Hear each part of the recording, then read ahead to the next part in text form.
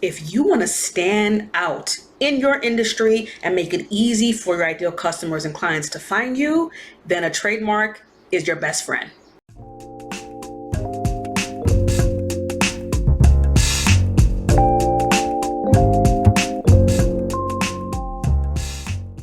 Welcome back, friends. I'm Faith Mitton, and on this channel, we talk about trademarks all day, every day, and we make it as simple to understand as possible. Because trademarks are wonderful, they're fabulous, they're amazing, and while I could spend all day gushing about how much I love trademarks, let's get down to the nitty-gritty fundamentals. What is a trademark, and why should you be concerned about it?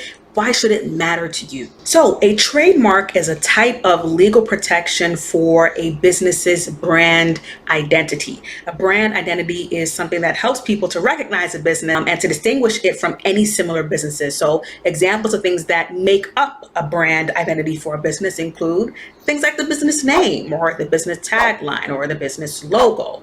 All of these things are quick marketing messages that the ideal customers and clients of a business can easily remember and call to mind when they're trying to find whatever company they're buying something from. And to me, it's always easy to understand a new concept if you have like the definition, but then you have it paired with an example. So I said that a trademark protects things like a name, a tagline, or a logo. So let's look at one business's brand identity to figure out how this concept of a trademark actually applies. So here's Nike's brand identity. You have the Nike name, Nike.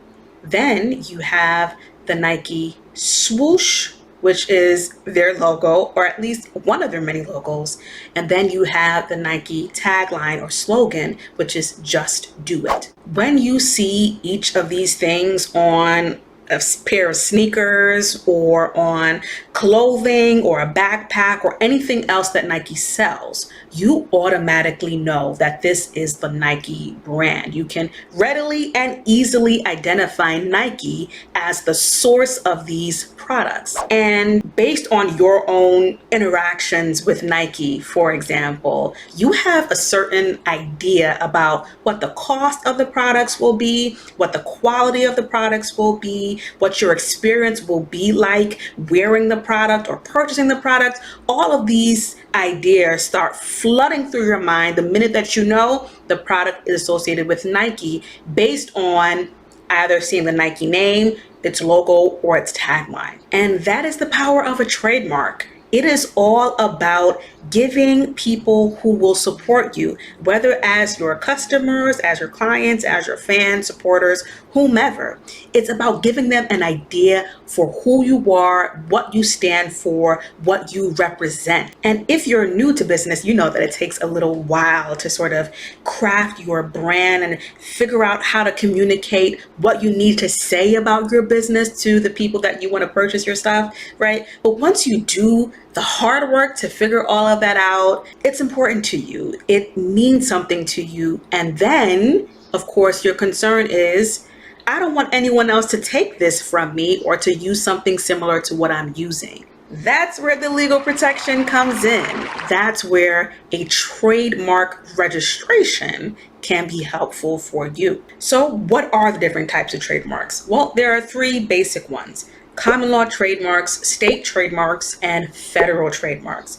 Let's start with common law trademarks. Common law trademarks are very easy to recognize. You see them probably countless times in your life, but a common law trademark is one that comes into existence just by a business using its brand identity publicly. So what does that mean? Publishing a website, setting up a storefront, selling products and services, signing people up for their email list, any kind of thing where they're having some sort of public interaction with folks and advertising themselves or selling their products and services is considered trademark use. And like I said, common law trademarks come into existence automatically. You don't have to make any filings with the government or pay any fees. The minute that you begin using your trademark publicly, you establish common law trademark rights. Now, that sounds incredible if you are very budget conscious and you find the legal stuff intimidating. That's the good part of common law trademarks. The bad part about common law trademarks is sort of the flip of that, right? The converse. Because you're not making a legal filing to let people know that you are claiming ownership over this certain name, tagline, logo, or combination of the three, no one actually knows that that's yours, right? There's no legal record for it. So because of that, with a common law trademark, you only have protection in those places where you have actual sales, where people actually recognize your business as being legitimate because you sold a product or service to them.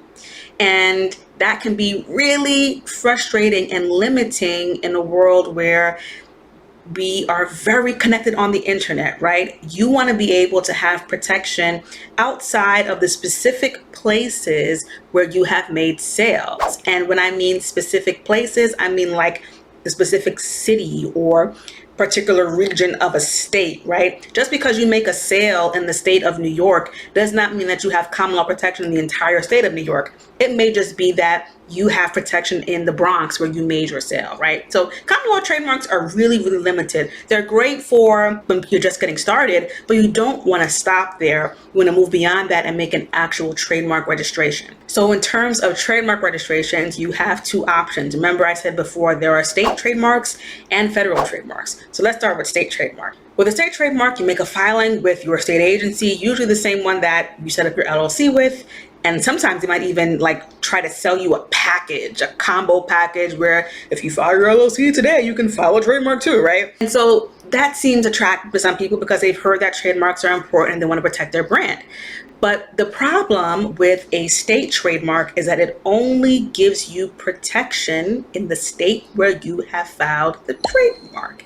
It seems obvious, but what is the implication of that, right? Because remember, we said that we are connected in a world online where anyone can search up anything, anywhere, and find a bunch of different results. So if you want protection outside of your state, right? You want to be able to stop a business outside of your state from using a name that's similar to yours or a tagline that's similar to yours, a logo that's similar to yours.